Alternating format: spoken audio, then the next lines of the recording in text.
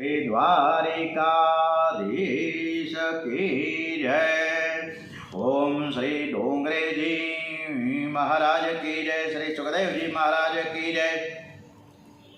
श्री व्यास नारायण भगवान की जय। ओम श्री रामचंद्र भगवान की जय। श्री गायत्री मात की जय। ओम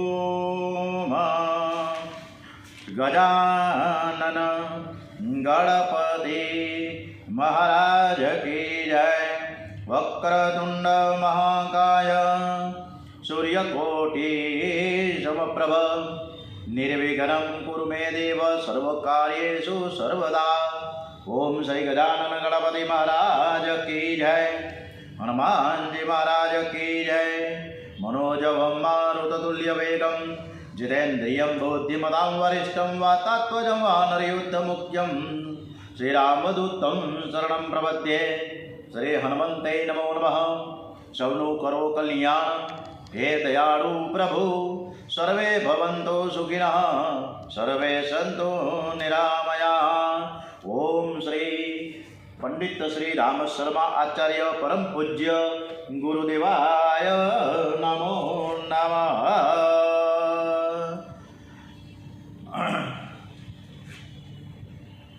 श्रीमद् भागवत कथा दिव्य गाथा तरफ આપણે આગળ વધીએ છીએ। આજની કથા છે એ રામચંદ્રજી સીતારામ શ્રી અને કૃષ્ણ પરમાત્માને સરસ રીતે આપણે સંભળાવીએ। આજે 23મી ફેબ્રુઆરી છે, મહાવદ દસમ છે અને આજે રવિવાર છે। આજની કથા આપણે ખૂબ સરસ રીતે સાંભળીએ અને જે વ્યવસ્થિત આ કથા શાંતિથી બપોર પછી અથવા તો રાત સુધીમાં સાંભળતા હોય અને એને આનંદ આવતો હોય તો આ કથા બીજા ભક્તજનોને શ્રદ્ધાળુઓને પણ તમારા મિત્ર વર્ગમાં પણ મોકલી આપજો કે જેથી ઘર ઘર સુધી આપણી આ કથા આ ડોંગરેજી મહારાજની આ શ્રી કૃષ્ણ પરમાત્માની કથા જન જન સુધી પહોંચે એવી જ એક લાગણીનો ભાવ છે। આ સિવાય બીજું કંઈ નથી।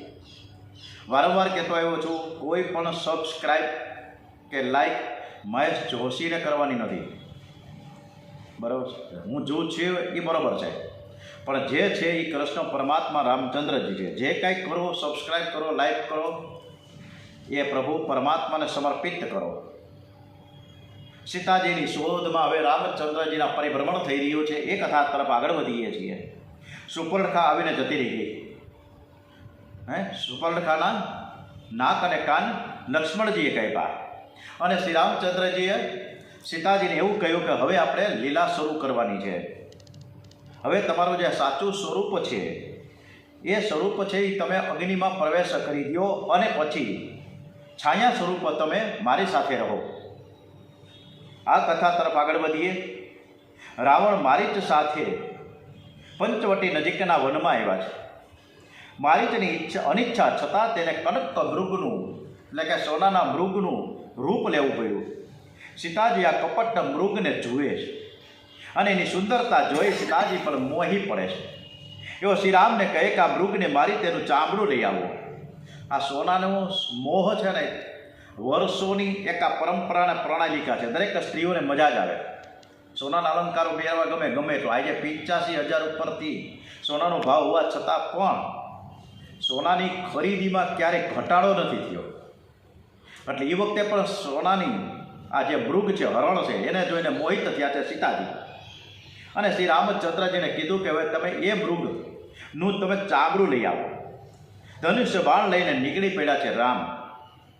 દૂર દૂર જંગલમાં પહોંચી ગયો છે મૃગ, પાછળ પાછળ ફરે છે રામ અને અનુસંધાન કર્યું છે બાણનું અને ત્યાં વારી છે હે લક્ષ્મણ કરતા કરતા જમીન ઉપર પડ્યા, નાટક કર્યું છે।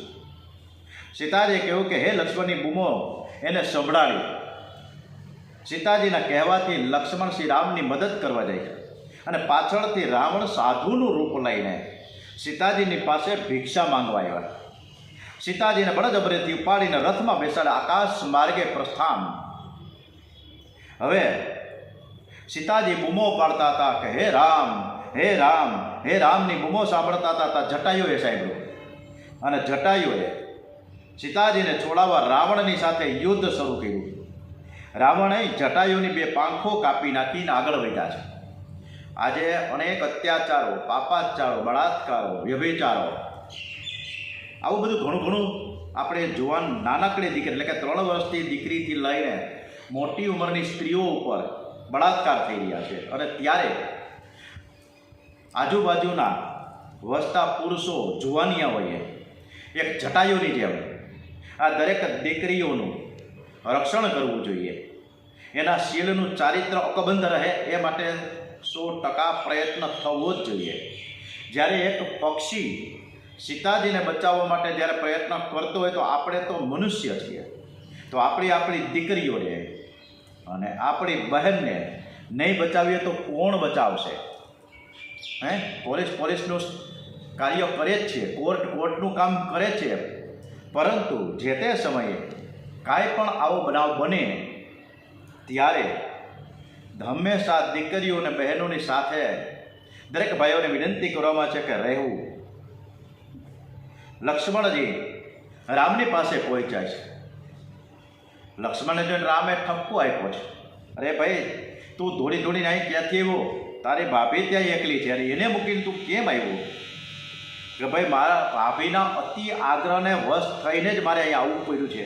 હું તો આવવાનો જ નહોતો, પરંતુ મને કટુ વચનો કહેવામાં આવ્યા એટલે મારે આવવું પડ્યું. બંને ભાઈઓ પાછા દોડતા વનમાંથી આવ્યા કુટિયામાં. જુએ છે તો કાંઈ ન મળે. સીતાજી ક્યાંય દેખાતા નથી. શ્રી રામ સીધે કરતા વિલાપ કરવા લાગ્યા અને કુટીર છોડીને સીતાજીને શોધમાં નીકળી પડ્યા. આગળ જતા જટાયુને ઘાયલ હાલતમાં જોયા છે. શ્રી રામ લક્ષ્મણની સારવાર કરે છે. જટાયુને કહે છે કે રાવણે અમારી દશા કરી છે અને એ દક્ષિણ દિશા તરફ સીતાજીને લઈ ગયા છે. જટાયુને એવું કહેવાયું રામચંદ્રજીએ કે તને હું મારા ખોળામાં રાખીને માથે હાથ ફેરવું ને તો તારું શરીરને હું સારું બનાવી દઉં. તે જટાયુએ ના પાડ્યું કે મરતી વખતે જેનું નામ માત્ર મુખમાંથી નીકળે છે તો પણ અધમ મુક્તિ પામે છે. જ્યારે આપે તો મને તમારા ખોળામાં લીધો છે, મારી આંખ આગળ આપો છો, તો એવો કયો જીવ છે કે જેને પાછું આ માનવ જીવન પ્રાપ્ત પાછું આ જીવ છે એ પાછું શરીર ધારણ કરે? એવી કોઈ આશા અપેક્ષા મારી નથી. જા કર નામ ભરણ મુખ આવા અધમ મુકુટ હોય શ્રુતિ ગાવા સો મમ લોચન ગાચર આગે રાખાવું દેહ નાથ કઈ ખાંગે. પછી તો જટાયુના પ્રાણ છૂટા હરિના ધામમાં જાય છે. યોગીઓ પણ જે ગતિને યાચે છે એ ઉત્તમ ગતિ શ્રી રામે જટાયુને આપી છે. શ્રી રામ તેમનો અગ્નિ સંસ્કાર કરે છે. હવે શ્રી રામને લક્ષ્મણજી સીતાજીની શોધમાં દક્ષિણ દિશા તરફ પ્રયાણ કર્યું છે. આગળ જતા સબરીના આશ્રમમાં પધાર્યા. સબરી શુદ્ધ પ્રેમ લક્ષણા ભક્તિ છે. સબરી છે ને આગલા જન્મમાં એક રાજાની રાણી હતી. આ રાણી એટલે ધનથી સેવા કરી શકે પણ તનથી સેવા કરી શકતી નથી. એકવાર અત્યારે તો પ્રયાગરાજમાં કુંભ મેળો ચાલે છે, મહાકુંભ 144 વર્ષ પછી આવ્યો અને 60 કરોડથી વધુ લોકોએ ત્યાં સ્નાન કર્યું છે. ખૂબ સારી અદ્ભુત બાબત છે. સનાતન હિન્દુ ધર્મને એક ખાતરીપૂર્વકનો એક દાખલો છે. અને સબરી પણ પ્રયાગરાજ ગઈ છે. એણે અનેક મહાત્માઓના ત્યાં દર્શન કર્યા અને પછી એની ઈચ્છાથી પ્રાણ ત્યાગ કર્યો કે હવેના જન્મમાં મને સાચા સંતનો સત્સંગ થાય અને પછીના જન્મમાં ભીલ કન્યા થઈ. સબરીના પિતાએ તેવું નક્કી કર્યું હતું કે મારે લગ્ન કરી નાખવા. એટલે એમના પિતા આ બધી તૈયારી કરતા હતા. એમાં મિજબાની માટે બધા એના સ્નેહી સગા સંબંધીઓ મિત્રોને બોલાવ્યા અને હારે બોકડા બોલાવ્યા છે, બોકડા લેવા. સબરીએ વિચાર્યું કે મારા લગ્નમાં આટલી બધી હિંસા થાય તો મારે લગ્ન જ કરવું નથી. આથી મધ્યરાત્રિએ સબરી કોઈને પણ કહ્યા વગર ઘર છોડીને જતી રહી. એ પંપા સરોવરના કિનારે માતંગ ઋષિના આશ્રમની બહાર આવીને રહે છે અને એ દિવસે ઝાડ ઉપર બેસી રહે. રાત્રે મહાત્માઓની છુપી રીતે સેવા કરે, કારણ કે સત્કર્મની જાહેરાત કરવાથી પુણ્યનો વિનાશ થાય છે. સેવા બતાવવા માટે તમે ના કરો પણ ભગવાનને રાજી રાખવા માટે કરો. સબરી પણ સેવા એવી રીતે કરતી કે કોઈને ખબર પડતી ન હતી. એકવાર માતંગ ઋષિએ તેને કઈ જાતિની છે એ પૂછતા સાચું કહી દીધું કે પોતે કિરાતની કન્યા છે. માતંગ ઋષિ તેની સેવાથી સંતુષ્ટ થયા છે અને પોતાના આશ્રમમાં રહેવાની છૂટ આપી. તે જાતિહીન છે પણ કર્મહીન તો બિલકુલ નથી. અને તેથી જ માતંગ ઋષિ એના આશ્રમમાં એને સ્થાન આપ્યું છે. હવે સબરીને આ મહાત્માએ માતંગ ઋષિએ એવું કીધું કે અમે તો જઈએ છીએ પણ તારે અહીંયા રહેવાનું છે. અને રામચંદ્રજી ફરતા ફરતા જ્યારે આવશે ત્યારે તને દર્શન કરાવશે. એના તું દર્શન કરીશ અને તું ધન્ય બની જાય, તું કૃતાર્થ થઈ જઈશ. આમ કરીને માતંગ ઋષિ અને બીજા ઋષિમુનિઓ આગળ જતા રહ્યા. હવે સબરીને એવી કઠણમાં કઠણ આશા બંધાવી. જોરદાર, એકદમ અતૂટ વિશ્વાસ, એકદમ અતૂટ આશા કે એક દિવસ મારા રામ અહીં ચોક્કસ આવશે અને મારા ગુરુજી મને કહી ગયા છે ચોક્કસ આવશે. એ દરરોજ સારા બોર વનમાંથી લઈ આવ્યા. અત્યારે બહુ સરસ મજાના ગોલા બોર આવે છે, અજમેરી બોર આવે છે, બહુ સરસ મજાના અત્યારની આ ઋતુમાં. અને એની પાસે રાખે. ક્યારે મારા રામ આવે અને ક્યારે હું એને બોર ચખાડું, ખવડાવું અને આવે અને પછી હું બોર શોધવા જાઉં તો રામજી પછી આગળ વયા જાય તો શું કરવાનું? એટલે રોજ સવારના એ બોર વીણી આવે અને પછી સાંજ સુધી રાહ જોવે અને સાંજ પછી એ બોરને ઋષિકુમારોને આપી દે છે. આ એનો નિત્યક્રમ. શ્રી રામને આવવાની પ્રતીક્ષા કરતાં કરતાં આમ નામ વૃદ્ધ થઈ ગઈ છે. પણ શ્રીરામ આવશે એની આશા તો અમર જ છે. એનો રામ મંત્રનો જપ નિરંતર ચાલુ છે. શ્રી રામ જય રામ, જય જય રામ, શ્રી રામ જય રામ, જય જય રામ. મંગલ મૂર્તિ મારુતિ નંદન, સકલ અમંગલ મૂલ નિકંદન. શ્રી રામ જય રામ, જય જય રામ, શ્રી રામ જય રામ, જય જય રામ. ફરતા ફરતા રામ લક્ષ્મણજી પંપા સરોવર પાસે આવ્યા છે. ઋષિ મુનિઓ સ્વાગત કરે છે. પધારો પધારો, અમારે ત્યાં આવો. ત્યારે શ્રી રામ કહે છે કે મારે કોઈના ત્યાં આશ્રમમાં આવવું નથી. મારે તો સબરીના આશ્રમે જવું છે. વિષ્ટિ કરવા માટે દ્વારિકાધીશ જ્યારે ધૃતરાષ્ટ્રના રાજમહેલમાં રાજ દરબારમાં આવ્યા અને પછી દુર્યોધન અપમાનિત કરી રહ્યો હતો અને ત્યારે દ્વારિકાધીશે રાજમહેલ 56 ભોગ ધૃતરાષ્ટ્રના છોડીને આગળ વધ્યા કે મારે આ ઘરનું ખાવું નથી. આનું અમે પાપ ખાશું ને તો હું પણ મારી બુદ્ધિ પર ભ્રષ્ટ થઈ જશે. એટલે દ્વારિકાધીશ ધૃતરાષ્ટ્રના ઘરનું જમતા નથી, આગળ વધ્યા. ત્યારે કૃપાચાર્ય, દ્રોણાચાર્ય, બધા જ ઋષિમુનિઓ, રાજા મહારાજાઓ દ્વારિકાધીશને વંદન કરે છે કે પ્રભુ તમે ક્યાં જમશો? અત્યારે બપોરનો સમય થઈ ગયો છે તો તમે અમારા ઘરે એમાં પધારો અને અમારે ત્યાં પધારો. દ્વારિકાધીશે સ્પષ્ટ ના પાડી કે ના, હું તમારે ત્યાં નહીં આવું. મારો વિદુર મારી રાહ જુએ છે. મારે તો વિદુરજીની કુટિયા તરફ, એની ઝૂંપડીએ જવું છે. આ જ રીતના રામચંદ્રજીએ બધાને વિનમ્ર ભેર ના પાડી છે કે હું તમારે ત્યાં નહીં આવું, પણ મારે તો સબરીને ત્યાં જવું છે. રામ અને લક્ષ્મણ સબરીના આશ્રમમાં પધાર્યા. રામને જોઈને સબરી રાજી થઈ ગઈ. બેસવા માટે આસન આપ્યું છે. કહે છે કે હું તો જાતિહીન છું, પરંતુ આપને હું શરણે છું.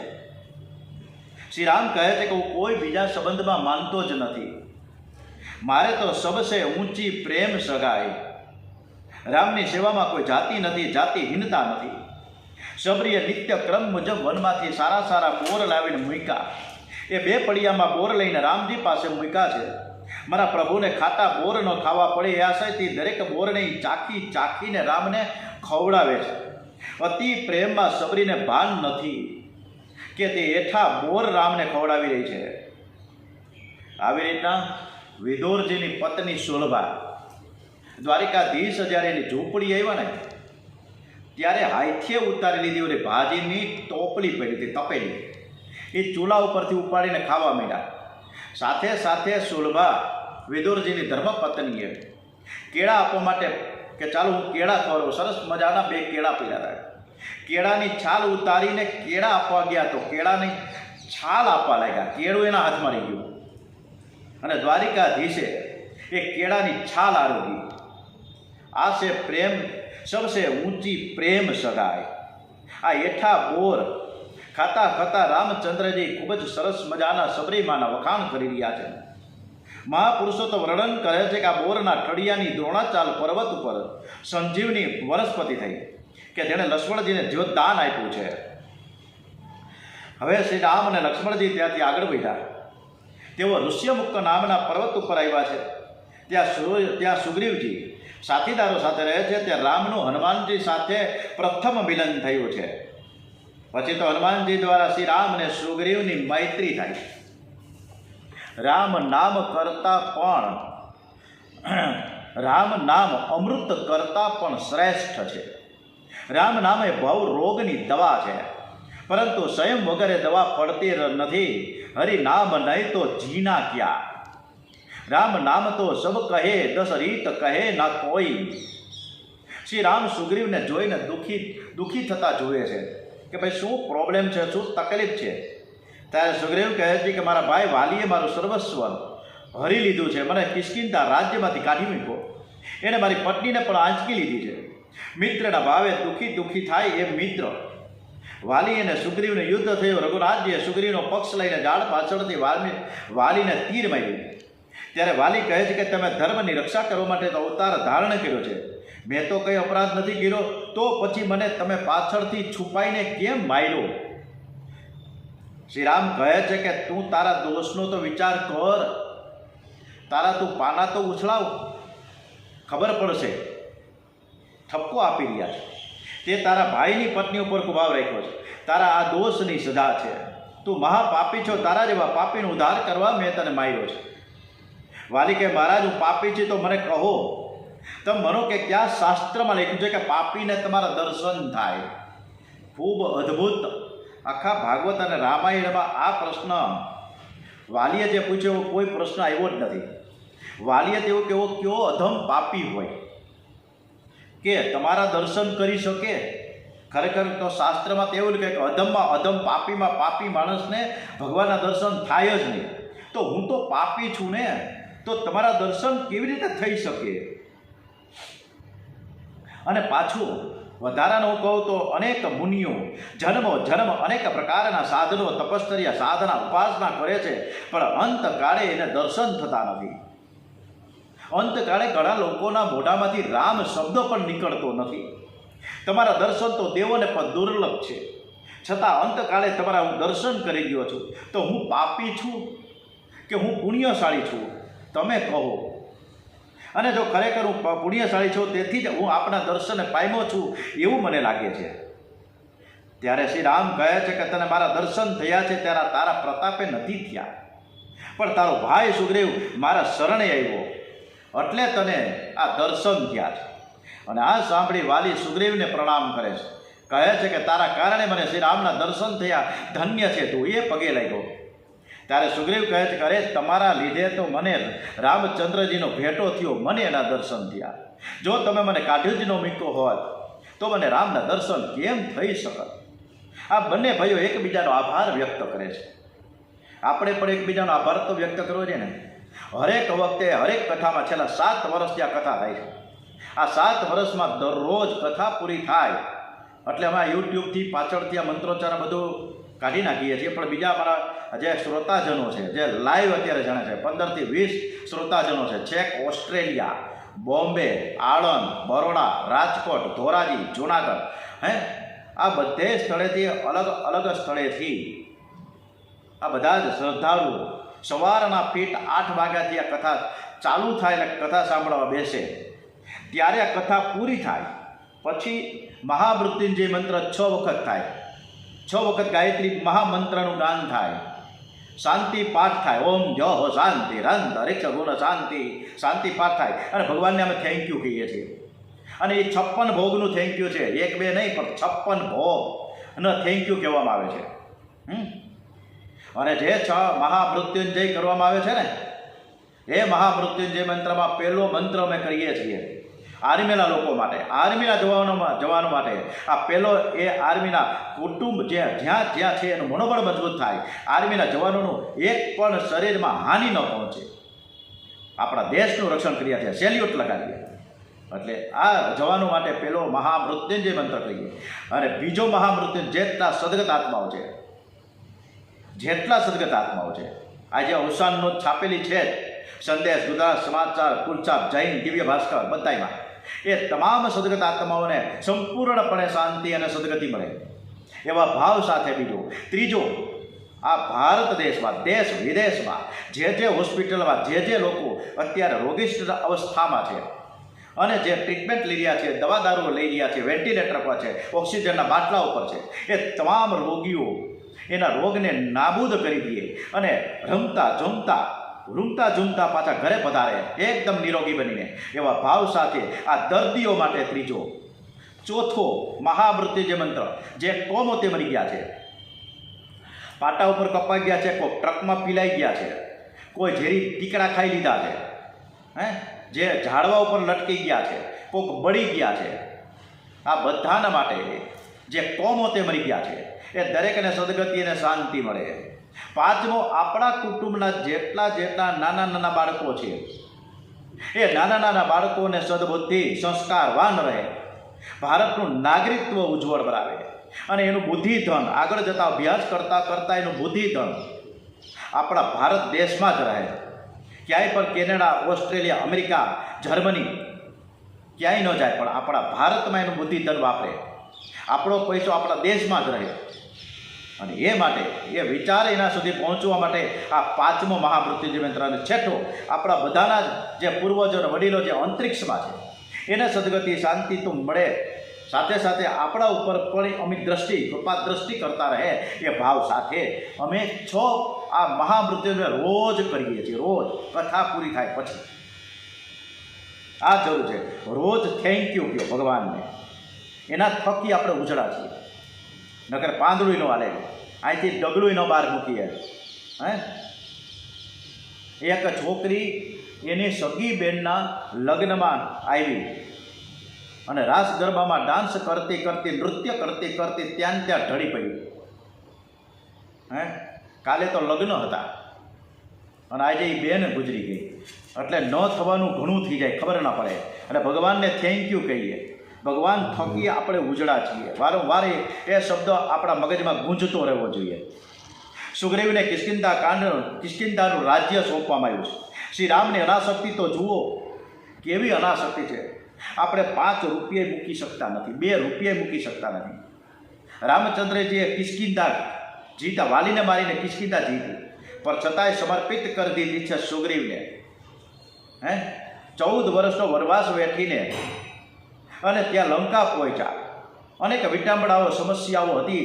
પછી રાવણને માર્યા પછી ખરેખર રામજીની લંકા થવાની જોઈતી હતી, પરંતુ એ રામે, એ પ્રભુએ એ વિભીષણને આપી દીધી. તેરા તુજકો અર્પણ. મારે ન જોઈએ, મારે શું કરવું છે ભાઈ? વિભીષણે પુષ્પક વિમાન મોકલ્યું કે જાઓ તમે પુષ્પક વિમાન, આપણે બધા બેસી જઈએ અને અયોધ્યા પહોંચીએ. પુષ્પક વિમાન ઉતર્યું પાદર ઉપર અયોધ્યાના, પણ પછી એને પણ નમસ્કાર કર્યા કે હવે મારે કંઈ કામ છે નહીં. રામચંદ્રજી એને પણ નમસ્કાર કર્યા પુષ્પક વિમાનને, હવે મારે કંઈ કામ નથી, તમે તારે પુષ્પક વિમાનને લઈ જાઓ. પુષ્પક વિમાનને રવાના કરી દીધું, મારે કંઈ કામ નથી. આપણે નાનકડી કોઠિયા જેવી સાયકલ કોક આપે ને તો સાયકલે મૂકીએ એમ નથી, આપીએ નહીં. કોઈ છોકરો ગરીબ હોય, કોઈ વિદ્યાર્થી, આપણે ધનાઢ્ય હોવા છતાં પણ ઓલા સરકાર તરફથી કંઈક થાય છે, બધાને સાયકલો વિદ્યાર્થીઓને આપે છે. એમાં સારામાં સારો શ્રીમંત માણસના પણ દીકરા અને દીકરીઓના ઘરે તમે જોવામાં આવે ને તો એ સરકારી સાયકલ પડી હશે. આ આપણી બુદ્ધિ છે.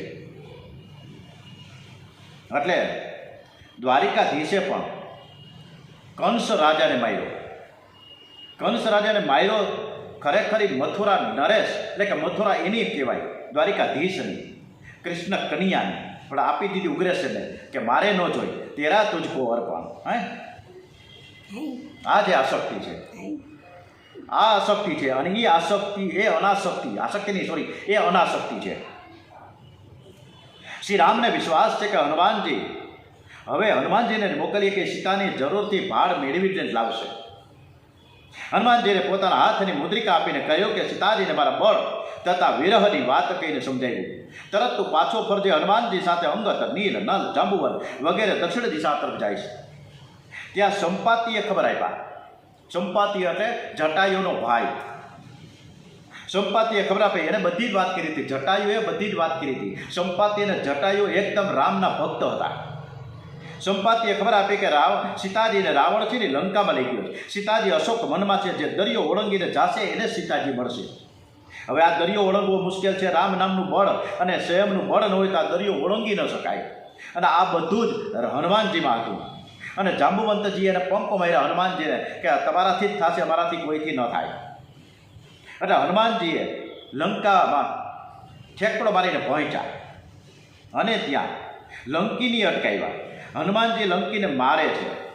લંકીની કહે કે જોશીએ મને કહ્યું હતું કે તને કોઈ મારે ને તો માનજે કે રાવણ મરવાનો થયો છે. હનુમાનજી બાલ બ્રહ્મચારી છે, એને કોણ બોધ આપી શકે? ખૂબ સરસ મજાનો સુંદરકાંડ છે હનુમાનજીનો. એ સુંદરકાંડમાં હનુમાનજીનું જ વર્ણન છે. જય હનુમાન જ્ઞાન ગુણ સાગર, જય કપીશ તેવું લોક ઉજાગર. રામદૂત અતુલિત બલધામા, અતુલિત બલધામા. એ બળવાન છે, બુદ્ધિશાળી છે. હનુમાનજી મહારાજ વીર છે. પણ ક્યારે કે એ રામચંદ્રજીના અનન્ય ભક્ત છે, સેવક છે. હનુમાનજી બધે જ ફર્યા. ફરતા ફરતા ફરતા આવ્યા છે વિભીષણના ઘરે. અને વિભીષણ ત્યાં બ્રાહ્મણના અને ત્યાં એ તુલસીના ક્યારા પાસે રામ રામ રામનું રટણ થતું હતું. હનુમાનજી આખી રાત ત્યાં ભ્રમણ કરતાં કરતાં જે પહોંચ્યા, ઓહો આ તો રામ રામ ક્યાં સંભળાય છે, ઉતરા ત્યાં તો વિભીષણ રામ નામનું સ્મરણ કરતા હતા. હનુમાનજીએ બ્રાહ્મણનું રૂપ ધારણ કર્યું છે. વિભીષણના મહેલમાં પ્રવેશ થયો. વિભીષણ પૂછે છે કે તમે રામ તો નથી ને? સવારે આપના દર્શન થયા છે, આજે મારું કલ્યાણ થશે. હનુમાનજીએ બધી જ વાત કરીને પૂછ્યું કે સીતાજી ક્યાં છે? વિભીષણે સીતાજી ક્યાં છે અને કેવી રીતે મળશે તે બધું જ બતાવ્યું છે. ભાગવતમાં અને રામાયણમાં અવારનવાર એક ઉલ્લેખ આવે છે કે દરેક દેવી દેવતાઓ, લક્ષ્મીજી, મહાલક્ષ્મીજી, આ બધા હનુમાનજીથી માંડીને, શિવજીથી માંડીને, પાર્વતીથી માંડીને બધાય બ્રાહ્મણના સ્વરૂપ ધારણ કરીને ગયા છે. જ્યાં ગયા હોય, જે પ્રસંગમાં ગયા છે બ્રાહ્મણના, બીજા કોઈ જ્ઞાતિના સ્વરૂપો ધારણ નથી કર્યા, ફક્ત બ્રાહ્મણ. કે બ્રાહ્મણ સર્વથી શ્રેષ્ઠ છે. એટલે બ્રાહ્મણનો હંમેશા પૂજનીય છે, હંમેશા પૂજનીય છે. બ્રાહ્મણ ગમે તેવો હોય પણ બ્રાહ્મણને પગે લાગવું, બ્રાહ્મણને ઘરે લાવીને જમાડવા, આટલું બધું રાણા કંડોરણાના દેવ ભગતે કીધું છે. અને એને બ્રહ્મચર્ય છે આજીવન ચાલુ છે. ભલે આજે આપણી વચ્ચે દેવ ભગત નથી, એમ છતાં પણ આજે રાણા કંડોરણામાં સતત ને સતત બ્રહ્મભોજન થાય જ છે. ફક્ત 17,000 થી 18,000 રૂપિયા આપવામાં આવે એટલે ત્યાં બ્રહ્મચોર્યાસી થઈ જાય. કોઈને પણ ઈચ્છા હોય તો રાણા કંડોરણામાં દેવ ભગતને ત્યાં જાઓ. એટલે આપણા શાસ્ત્રોમાં પણ બ્રાહ્મણનું એક સન્માનનું કરવાનું એક તાત્પર્ય આપ્યું છે. હનુમાનજી અશોક વનમાં આવ્યા. સીતાજી સમાધિમાં બેઠા છે. હે રામ રામ રામ રામનું રટણ ચાલુ. હનુમાનજીએ માતાજીના મનથી પ્રણામ કર્યા. તેઓ જે ઝાડ નીચે બેસીને ધ્યાન કરે છે, ઝાડ ઉપરથી રામકથા કહેવાની શરૂઆત કરી છે. અને સાંભળી સીતાજી ધ્યાનમાંથી જાયગા કોણ બોલે છે, જે હોય પ્રત્યક્ષ આવે. માતાજીએ બોલાવ્યા. હનુમાનજીએ ઠેકડો મારી નીચે આવ્યા. સીતાજીને પ્રણામ કરી કે હું રામદૂત છું અને તમે મારી માતા છો. પછી તો હનુમાનજીએ શ્રી રામે આપેલી વીંટી બતાવી અને પોતાને રામદૂત તરીકે જાહેર કર્યું છે કે હું તો રામનો સેવક છું. હનુમાનજીએ શ્રી રામચંદ્રજીનો સંદેશો કહ્યો છે. શ્રી રામ તમારી ઉપેક્ષા કરતા નથી, એ જલ્દીથી પધારશે, તમે ધરપત રાખો. પછી સીતાજી ખૂબ ખૂબ પ્રસન્ન થયા છે. હનુમાનજી કે માતાજી હું સવારનો નીકળો, આમનામ બપોર થઈ ગઈ, મને બહુ ભૂખ લાગી છે, તમારી અનુમતિ હોય તો અહીંયા આજુબાજુમાં જેટલા ફળ છે એ હું ખાઉં. તોડી નથી ખાવા. જેટલા નીચે પડ્યા હોય એવો ખાવ. હે તા તો હનુમાનજીએ ઠેકડા મારી મારીને દરેક બાગા બગીચામાં ગયા. માતાજીએ એવું કીધું કે નીચે પડેલા ખાવાના, એટલે હલબલાવી નાખ્યા ઝાડવાઓને અને ખેર્યા. એ ફળ જે નીચે પડ્યા એ અમુક ફળ ખાય, અમુક રહેવા દઈએ, એમ કરતાં કરતાં તો બધા રાક્ષસોને દોડીને પકડવા આવ્યા. એને પણ માર્યા એટલે ચારે બાજુથી એટલા બધા રાક્ષસો આવી પડ્યા, પણ બધાને જમીન દોસ્ત કરેલા. જે ઝાડવા હતા એ ઉપાડીને રાક્ષસો ઉપર નાખવા લાગ્યા. હનુમાનજી દિવ્ય વાનરનું સ્વરૂપ ધારણ કર્યું છે અને બધાને ફટકારવાનું એવું બધું શરૂ કર્યું છે. ઇન્દ્રજીત આવ્યો, ઇન્દ્રજીતે બ્રહ્માસ્ત્ર છોડ્યું અને એ બ્રહ્માસ્ત્રને માન આપીને હનુમાનજી બંધાઈ ગયા. રાજ્યસભામાં આવ્યા છે લઈને ઇન્દ્રજીત. રાવણ પછી કે હે બંદર, તું કહા સે આયા હે? હનુમાનજી સામો પ્રશ્ન કરે કે હે દશમુખ, તને ઉપદેશ આપવા માટે હું આવ્યો છું, તું રામને શરણે થઈ જા. શ્રી રામ તારા સર્વ પાપો માફ કરી દેશે. રાવણ કંઈ માનતો નથી. હુકમ કર્યો કે આ વાનરની પૂંછમાં ઘણી બધી શક્તિઓ બાળી નાખો. અને હનુમાનજીએ તો પછી તો પૂંછ યજ્ઞ શરૂ કર્યો છે અને જે ફૂંક મારી રાવણના બધું જ બાળી નાખ્યું.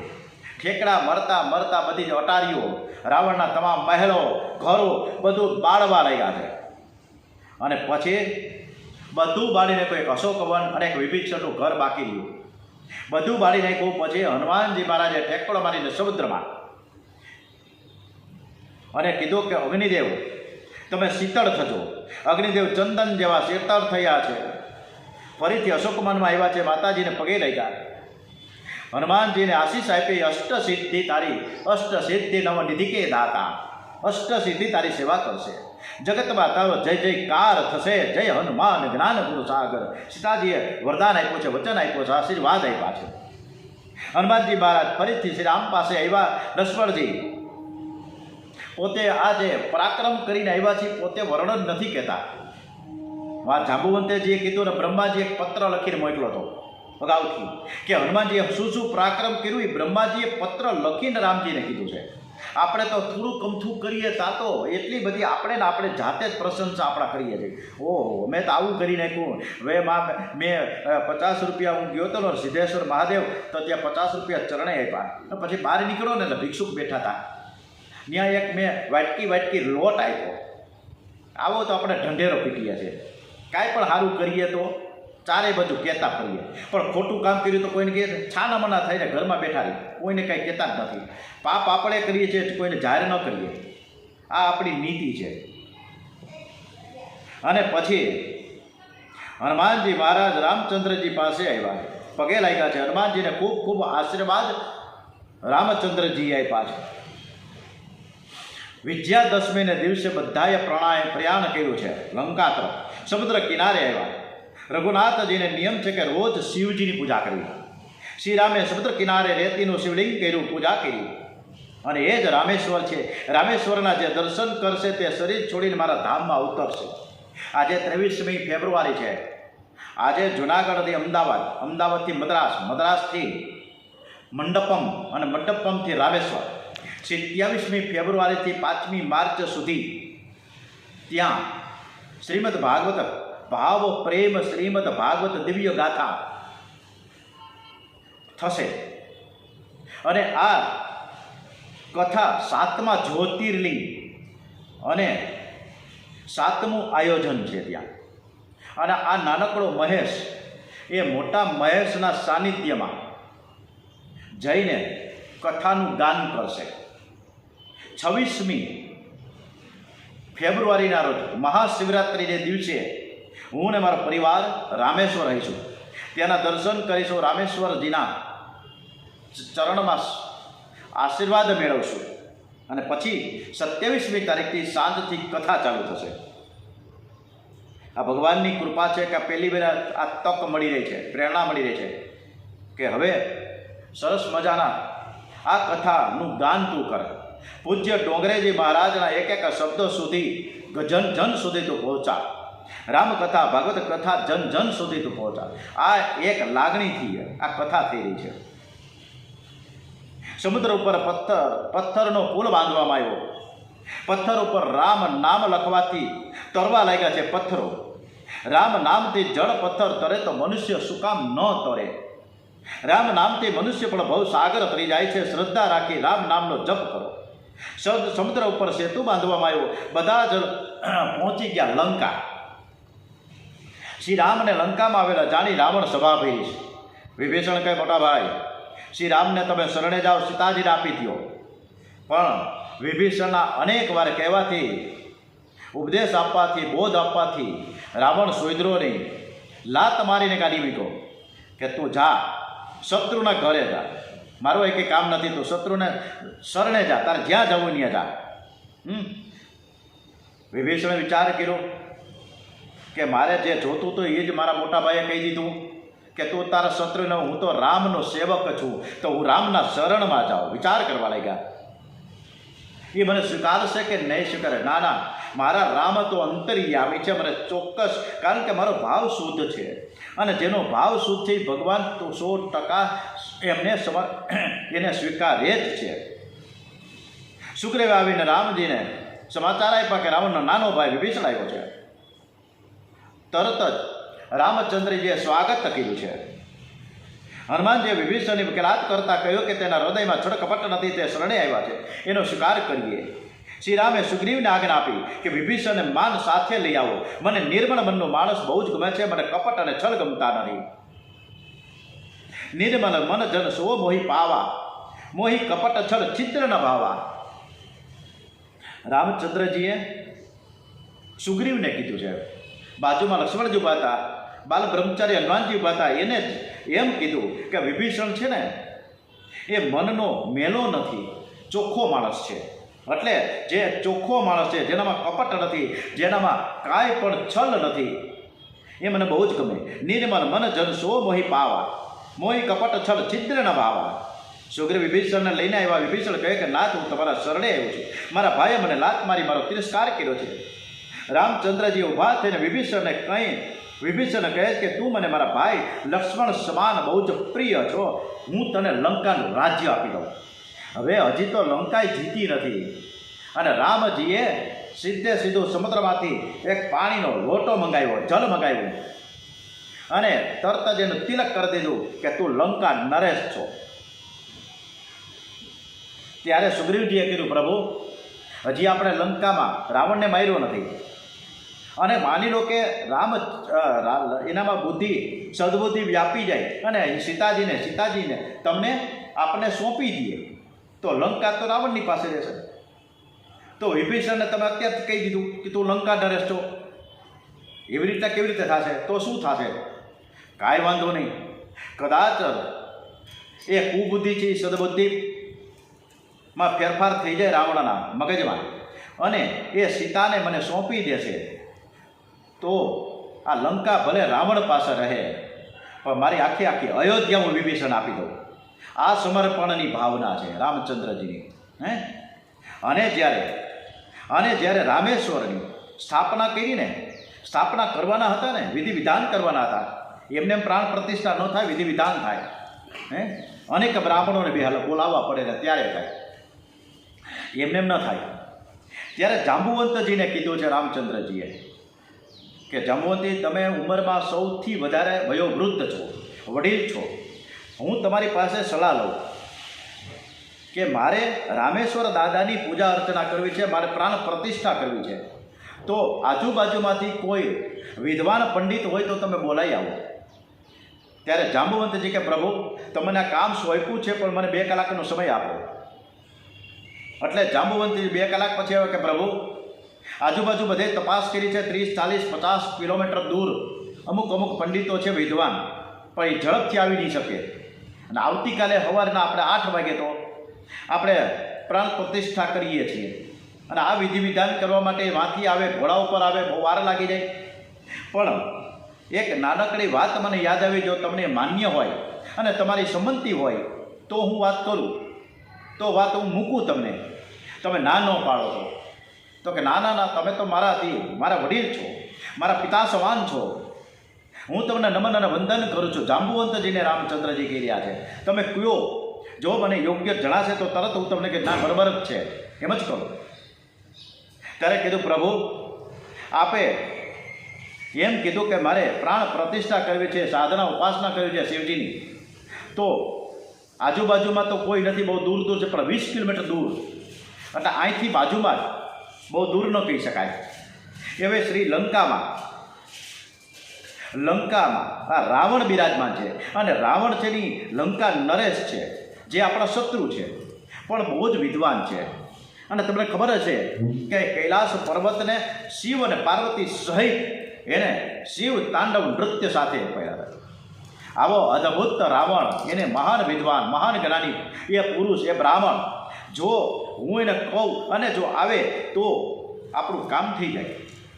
તો પ્રભુએ કીધું કે જાંબુવંતજી બહુ સરસ તમે વાત મૂકી, જાઓ જઈને કહો, મારા પણ એને પ્રણામ કહેજો અને આવવાનું આમંત્રણ આપો. જાંબુવંતજી ગયા છે લંકાએ, અને લંકાએ રાજ દરબારમાં પહોંચ્યા. રાવણે પૂછ્યું કે શું તમે આવ્યા છો? તમે રામના દૂત બનીને આવ્યા છો? તો નહીં, જરાય દૂત બનીને નથી આવ્યો. બોલો તમારો શું હુકમ છે તો કહો. હુકમ નહીં, ફક્ત વિનંતી કરવા આવ્યો, રાજીજી કરવા આવ્યો છું, એક નાનકડી વાત મૂકવા તમને આવ્યો છું. બોલો, તમે મારા વડીલ છો, સ્થાન લ્યો. અને સ્થાન બિરાજમાન થયા. ત્યારે જાંબુવંતજી કહ્યું કે હે લંકા નરેશ, હું તમને એક વાત એ કરવા આવું છું કે અમારા જે રાજકુંવરો છે એમને ત્યાં એ સમુદ્ર કિનારે રામેશ્વર દાદાની શિવજીની પૂજા અર્ચના કરવી છે, પ્રાણ પ્રતિષ્ઠા કરવી છે. તો આપ મહાન વિદ્વાન છો, જ્ઞાની છો, બ્રાહ્મણ છો, આપ જરૂરથી આપ પધારશો, આપ આ વિધિ કરાવશો, આપ આચાર્ય પદે શાસ્ત્રીજી તરીકે રહેશો, તો રામજી તમારો અવતાર કરશે. એટલે જાંબુવંતજીને પૂછ્યું કે જે આવ્યા છે રાજકુંવરો, એ દશરથ રાજાના બને રામ ને લક્ષ્મણ તો નથી ને? તો કે હા, એ જ છે. હા, એ રામની ઓલી જેની પત્ની છે સીતા, જે અહીં અશોકવનમાં મેં રાખી છે, એ રામ છે? તો કે હા. એ તો મારા શત્રુ છે? તો કે હા. અને એ યજ્ઞ પણ કરાવે છે, અને શિવજીની પૂજા અર્ચના સાધના ઉપાસના પ્રાણ પ્રતિષ્ઠા કરાવવા માગે છે? તો કે હા, એ તમારા હાથે કરાવવા માગે છે. તો શું કામ કરાવે છે? કે બસ પોતાની જીત થાય અને શત્રુની હાર થાય એટલા માટે. એટલે પહેલાં વહેલા ભગવાનનું આરાધન કરે અને પછી રામજી અહીંયા પધારશે. ઓહો, મારા શત્રુ અને માને હારા આપવા માટે પોતે વિધિ વિધાન કરાવીને શિવજીની સાધના કરવા જઈ રહ્યા છે. તો કે યસ, કાંઈ વાંધો નહીં, પણ જ્યારે તમે મને એક આચાર્ય તરીકે, શાસ્ત્રી તરીકે જ્યારે તમને આવકાર આપ્યો છે, નિમંત્રણ આપ્યું છે, આમંત્રણ આપ્યું છે, તમારે જવું જ જોઈએ, આવવું જ જોઈએ. હું આવીશ, 100% આવીશ. હું સવારે 5:30 વાગે એ સ્થળ ઉપર આવીશ. તમે બધી જ તૈયારી કરી રાખો. પણ તમારી પાસે કોઈ સાધન સામગ્રી, કાંઈ આજે પૂજા સામગ્રી બધી છે? કારણ કે ઘણી બધી વસ્તુ જોશે. જાંબુવંતજી કે અમારી પાસે ક્યાંથી હોય? હા, એ તો મને ખબર છે કે તમારા જે રાજકુંવરો છે ને, એ તો વનવાસી થઈને 14 વર્ષથી આ બધી આટા મારે છે. એની પાસે શું હોય? કાંઈ ના હોય. એક કામ કરો, આચાર્યની એક ફરજ છે, શાસ્ત્રીજી તરીકે એક ફરજ હોય છે કે જો પૂજા સામગ્રી યજમાનને ઘટતી હોય કે કાંઈ ન હોય તો આચાર્ય કે શાસ્ત્રીજી લઈને આવે. હું બધું લઈને આવીશ, અને આ બધું જ વિધિ વિધાન સરસ રીતે નિષ્ઠા સાથે એક પ્રમાણિકપણે હું કરાવીશ. પણ બીજું જાંબુવંતજીને કહ્યું, વડીલ બીજી વાત કહું છું કે કોઈ પણ યજમાને દંપતી સાથે કે પતિ અને પત્નીએ સાથે રહીને પૂજા કરવી જોઈએ. તો એમની પત્ની છે અહીંયા અશોકવનમાં છે, લંકામાં. તો એક કામ કરો, તમે અહીંથી મારી સાથે અશોકવનમાં આવો. એટલે અશોકવનમાં ગયા, સીતાજીને કહું, પ્રણામ કર્યા કે સીતે, તમે આ વડીલ જાંબુવંતજીની સાથે જાઓ અને રામજી ત્યાં શિવજીની સાધના ઉપાસના કરવા બેઠા છે, તમે ત્યાં એને સજોડે બેસો, એક પત્ની તરીકે બેસો. હું પૂજા કરીશ અને કરાવીશ, અને જ્યારે પૂજા થઈ જાય પછી તમારે પાછું રિટર્ન થવાનું છે. એટલે કે ઓકે, મને કાંઈ વાંધો નથી, હું પાછી આવી જઈશ. જાંબુવંતજીએ પણ પ્રોમિસ આપ્યો કે હું પાછા સીતાજીને અહીં લાવીશ. સવારના બીજા દિવસના 5:30 વાગે બધું જ 2-4 રથ ભરીને એકદમ પૂજા બધી જ સામગ્રી એકદમ અબીલ ગલાલ કકુ કેટલું અને પંચામૃત કેટલી બધી સાધનો જોઈ શ્રીફળથી માંડીને એ બધું લઈને આવ્યા છે. રાવણ ફીટ 5:30 વાગે બધી તૈયારી મંડી કરવા. હે રામચંદ્રજીએ નમસ્કાર કર્યા છે. આવો શાસ્ત્રીજી તરીકે અભિવાદન કર્યું છે. બેઠા મંત્રોચ્ચારે ઓમ જગનેન જગનમય જંત દેવા સ્થાની ધર્માણી પ્રથમાન્યાસન દેહનાકમ મહિમાન સતંત યત્ર પૂર્વે સત્યા શાંતિ દેવા નાના સુગંધી પુષ્પાળે યથા કાલોદ્ભવાની જો પુષ્પાંજલિ મર્યાદત્ત ગૃહાણ પરમેશ્વર ઓમ ભૂર્ભુવસ્વ શ્રી રામેશ્વર મહાદેવાય નમો નમઃ. મંત્રોચ્ચાર મંગલમ ભગવાન વિષ્ણુ મંગલમ ગરુડધ્વજ મંગલમ પુંડરીકાક્ષો મંગલાયતો હરિ સર્વમંગલ મંગલ્યે શિવે સર્વાદ સાધકે શરણ્યે ત્રંબકે ગૌરી નારાયણી નમોસ્તુતે. સરસ મજાના વિધિ વિધાન રાવણે કરાવ્યા. વિધિ પૂરી થઈ ગઈ, પ્રાણ પ્રતિષ્ઠા થઈ ગઈ, રામેશ્વર દાદાના દર્શન થઈ ગયા. આપણે પણ મહાદેવના જયકાર કરીએ. ઓમ શ્રી સોમનાથ મહાદેવ કી જય, શ્રી રામેશ્વર મહાદેવ કી જય. રામચંદ્રજી ઉભા થઈને રાવણને પગે લાગીને નમસ્કાર કર્યા કે હવે તમારે તમને દક્ષિણા આપવી જોઈએ. કોઈ પણ બ્રાહ્મણ આચાર્ય શાસ્ત્રીજી કોઈ પણ વિધિ કરાવે, ધાર્મિક વિધિ કરાવે ત્યારે અમારે યથા યોગ્ય દક્ષિણા આપવી જોઈએ. મારે કાંઈ જોઈતું નથી, તમે તો વનવાસી છો, તમારી પાસે શું માંગવું? તમારે કોઈ દક્ષિણા દેવાની થતી જ નથી. હે તમે શું આપશો? તમારી પત્નીને પણ મેં જૂટવી લીધી, તમારી પાસે છે તો નહીં? તો કે ના, મારે તમને આપવું જોઈએ, તમે માંગો, જે માંગશો હું આપીશ, નહીં મારે કાંઈ જોઈતું નથી. પણ છતાંય અતિ આગ્રહ કર્યો રામચંદ્રજીએ રાવણને. ત્યારે રાવણે એટલા જ શબ્દો કીધા, પ્રભુ જો તમારે દક્ષિણા આપવી જ હોય, એ જો દક્ષિણા તમારે આપવી જ હોય તો જ્યારે લંકામાં આપણા બંને વચ્ચે યુદ્ધ થશે અને યુદ્ધ વખતે જ્યારે તમારા બાણો મારા શરીરને ઘાયલ કરશે અને હું જ્યારે મરણ સમયે મૃત્યુ સમયે મરતો હોઉં ત્યારે એ સમયે તમે રામ અને લક્ષ્મણજી આ બંને મારી સમક્ષ હોવા જોઈએ અને તમારા દર્શન કરતાં કરતાં મારું મૃત્યુ થાય. આ દક્ષિણા માંગી છે, આ રાવણે દક્ષિણા માંગી છે. અને પ્રભુએ કહ્યું તથાસ્તુ, હું એ જ પ્રમાણે તમને દક્ષિણા આપીશ. હે આવી જ દક્ષિણા માંગી છે, આવું જ વચન માંગ્યું છે ભીષ્મ પિતામહે દ્વારિકાનાથને કે જ્યારે મૃત્યુ ઈચ્છા મૃત્યુ થાય ઉત્તરાયણના દિવસે, મકર સંક્રાંતિના દિવસે, ત્યારે તમારી ઉપસ્થિતિ હોવી જોઈએ. અને હસ્તિનાપુરથી દ્વારિકા જતા જતા રસ્તામાં એ કુરુક્ષેત્રના મેદાનમાં આવ્યા ભીષ્મ પિતાને દર્શન આપવા માટે. આ પરમાત્મા છે, આ ઈશ્વર છે. હે ફરીથી સીતાજી આવ્યા અશોક વનમાં અને ફરીથી એને સ્થાન ગ્રહણ કર્યું. શું આ રામાયણની દિવ્ય ગાથા છે. આ રામચંદ્રજી, આ રાવણજી અને આ સીતાજી, હે કોને કોને ક્યાં ક્યાં પ્રકારના વંદન કરવા અદ્ભુત દિવ્ય ગાથા છે. શ્રી રામચંદ્રજીએ શરણે લીધા છે વિભીષણને અને વિભીષણ શરણે આવ્યો કર્યો લંકાધીશ. યહ સુની રાવણ શરણે આવીએ તો કરહુ કૌશલ્યાધીશ. હે રાવણને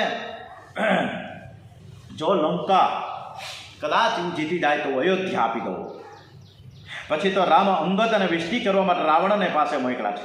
રાવણ વિષ્ટિને પણ નકારી નાખ્યો. બંને પક્ષે મહાભયંકર યુદ્ધ થયું.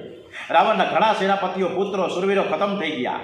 પછી ઇન્દ્રજીત, કુંભકર્ણ વગેરે પણ યુદ્ધમાં મોતને ભેટ આવી. અને અંતે રામ અને રાવણનું ભયંકર યુદ્ધ થયું. રાવણની દોંટીમાંનું અમૃત રામ અગ્નાસ્ત્ર દ્વારા સૂકી નાખ્યું છે.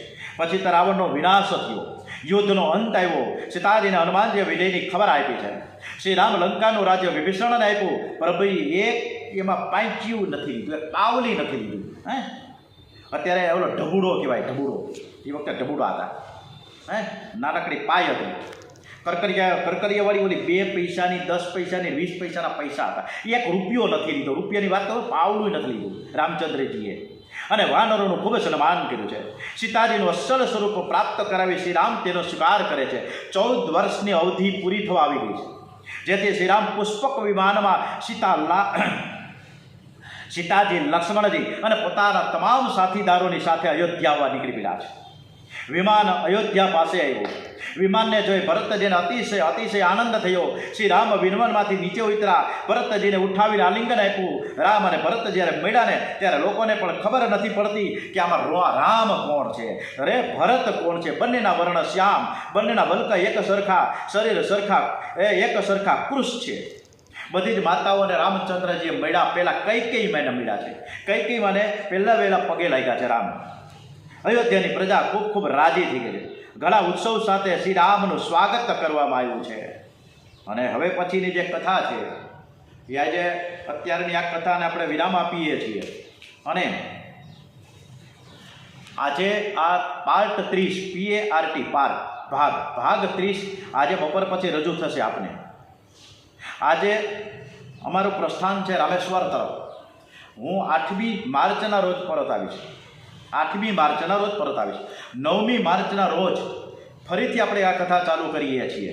ત્યાં સુધી બાકીના જે શ્રોતાજનો છે, જે યુટ્યુબથી સાંભળે છે, એ આપણા જે શ્રોતાજનો છે, જે લાઈવ સાંભળે છે રોજ સવારે 8 થી 9, કદાચ એને હું રીતના લાઈવ કથા સંભળાવવા માટે કોશિશ કરીશ. એટલે બધાને આજે ખૂબ તમારા બધાનો આભાર વ્યક્ત કરું છું કે તમે છો તો હું કથા આ કહી શકું છું. પહેલાં આભાર તમારા બધા જ શ્રોતાજનોનું હું પણ ખૂબ જ આપ વંદનીય છો, એટલે કરી રહ્યો છું.